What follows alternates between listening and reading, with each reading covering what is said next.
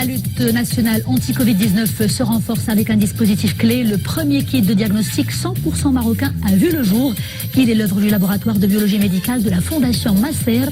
Un kit dont l'efficacité est approuvée aussi bien à l'échelle nationale qu'à lutte contre le Covid-19, le Maroc peut se targuer de disposer désormais du premier kit de dépistage 100% made in Morocco. Le dispositif est l'œuvre de la Fondation Masser. Son efficacité et sa fiabilité ont été validées par les forces armées royales, la gendarmerie royale et l'Institut Pasteur de Paris. Les développements tout de suite dans ce reportage de Nisri El-Hamdaoui et Abdelali Ayed. Regardez. Le premier kit de diagnostic du coronavirus 100% marocain est sorti des entrailles de ce laboratoire de biologie médicale de la Fondation Masser. Il s'agit d'un kit de prélèvement nasopharyngé testé et validé à l'échelle nationale et internationale. Nous avons effectivement validé notre test dans plusieurs laboratoires ici au Maroc, comme le laboratoire des armées royales, ainsi que le laboratoire de la gendarmerie, le laboratoire de l'INH, le CHU de Casablanca, ainsi qu'à l'échelle internationale dans un laboratoire de référence qui est le laboratoire de l'Institut Pasteur de Paris. Et cette validation a été effectuée sur 450 échantillons. À l'heure où le Maroc s'apprête au déconfinement, l'élargissement des tests de dépistage du coronavirus s'avère incontournable. Le développement de la production de ce kit de diagnostic viendra favoriser cette opération. Le centre de biotechnologie médicale et la Fondation Masser, ils ont créé une start-up mondiale qui va s'en occuper de la production de kits de Covid-19. On tape sur une production d'environ 10 000 tests par semaine. Et donc, on espère peut-être une autosuffisance dans le futur pour le Maroc.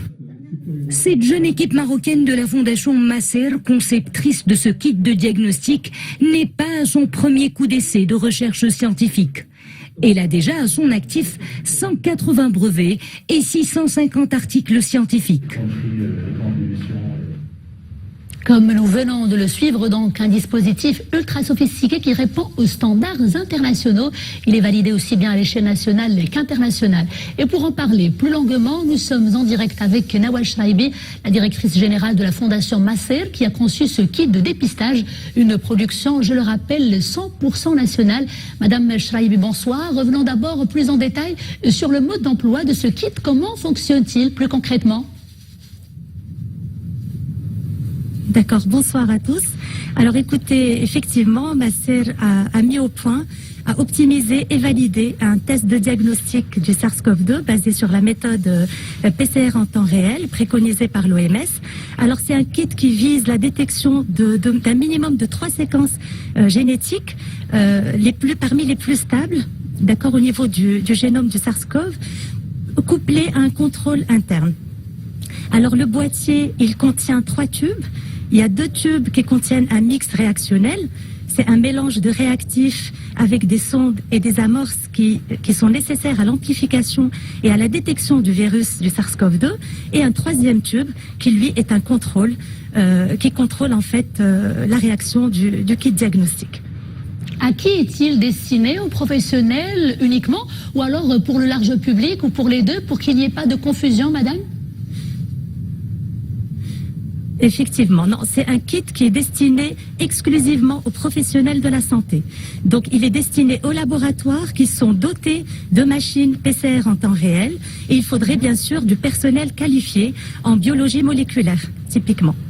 Donc, il n'est pas destiné aux citoyens, aux citoyens lambda et il ne sera pas vendu en pharmacie. C'est très important d'insister là-dessus. Excellent, madame. Donc, comme nous l'avions déjà mentionné, l'efficacité de ce kit a été validée, approuvée aussi bien à l'échelle nationale qu'internationale. Et plus concrètement, sur quels critères s'est basée justement l'homologation?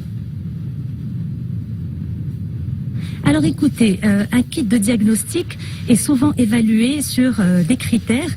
L'étude se fait sur la sensibilité, la spécificité, la répétabilité et la comparaison des méthodes selon une norme ISO 15189. Aujourd'hui, notre kit Masser a fait l'objet de tests. Il a été testé sur plus de 450 échantillons positifs et négatifs du Covid. Et on peut dire aujourd'hui que notre kit, il requiert l'ensemble de ces critères de performance et qui lui permettent de diagnostiquer le SARS-CoV-2. Et mille bravo à elle, une équipe 100% marocaine est derrière la fabrication de ce kit justement. Parlez-nous justement de cette jeune équipe hautement qualifiée. Oui. Alors, effectivement, l'équipe du Centre de biotechnologie médicale, c'est 17 personnes, des chercheurs, des ingénieurs. Mais l'équipe qui a travaillé sur ce projet du SARS-CoV-2, ils sont au nombre de 6 personnes. Il y a des chercheurs, il y a un bio-ingénieur. Ce sont toutes des personnes qui ont bénéficié de parcours académiques honorables dans des établissements très prestigieux et qui sont pour la plupart spécialisés en biologie moléculaire, en immunologie, en virologie et en génétique. Et ce qui est formidable, c'est qu'on a vraiment un mix. Il y a des personnes qui ont fait un parcours 100% marocain, maroco-marocain, et on a des personnes qui ont commencé au Maroc, qui ont eu l'opportunité d'aller vivre des expériences à l'international et qui sont revenus au pays. Donc franchement, on est très fiers aujourd'hui de ces perles. On peut dire une que ce sont des fierté perles. partagée, madame. Bravo à toute l'équipe. Et enchaînant avec un autre point très intéressant, l'OMS qui ne cesse de le rappeler, pour un déconfinement réussi, il faut massivement dépister. Quel rôle jouera justement ce kit dans la phase du déconfinement que nous savons tous sur le point d'entamer et qui sera déterminante? Oui, en effet. Écoutez, moi je peux vous dire que l'ensemble des kits de dépistage aujourd'hui jouent un rôle, que ce soit pendant le confinement ou dans une logique de déconfinement. Tout dépend de la stratégie adoptée par le pays. Parce qu'aujourd'hui, il y a les kits PCR en temps réel, comme celui développé par Macer, qui lui, en fait, identifie si la personne est infectée à l'instant T. Et puis il y a les tests sérologiques, les tests rapides qui, eux, viennent identifier si la personne a développé des anticorps, des antigènes suite à l'infection. Donc moi je dirais que l'ensemble des kits sont très utiles dans les deux phases, confinement et déconfinement, et qu'on en a besoin. Il faut tester massivement. Et ce qui est certain, c'est que ce kit donnera un coup d'accélérateur à cette opération très importante du dépistage massif. Madame, avez-vous aussi des prévisions peut-être en termes de la cadence de production de ce kit dans les prochains mois ou les prochaines semaines? Alors écoutez, aujourd'hui nous sommes sur une production de 10 000 tests dans les semaines à venir. Alors c'est vrai que ce n'est pas beaucoup, mais en tout cas ce que je peux vous dire, c'est que au même titre qu'on s'est mobilisé pour développer le kit en l'espace de 3 semaines, n'oublions pas, on sera en mesure de déployer tous les efforts pour pouvoir monter en puissance et produire en grande quantité, parce que nous avons aujourd'hui une start-up qui s'appelle Moldiag, qui est spécialisée dans le développement et la production de ces kits de diagnostic. Et nous sommes outillés pour. Nous avons investi dans les équipements qui vont nous permettre finalement de se caler sur les besoins.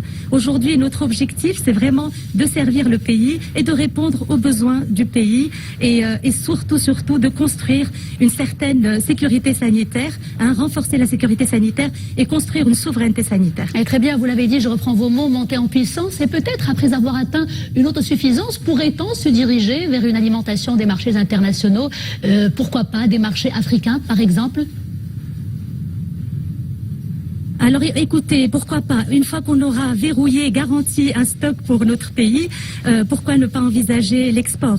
Pour ne rien vous cacher, l'Institut Pasteur de Paris, qui a validé notre kit, et on en est très fiers, nous a proposé d'enregistrer le kit en France. C'est-à-dire qu'aujourd'hui, notre kit, il est suffisamment performant pour être utilisé sur le territoire français. Donc pourquoi pas. Il y a également, n'oublions pas, le marché africain et la volonté d'encourager la coopération sud-sud. Excellent. Madame Nawal Shraibi, directrice générale de la Fondation Macer, qui a conçu ce kit. Merci pour cet éclairage.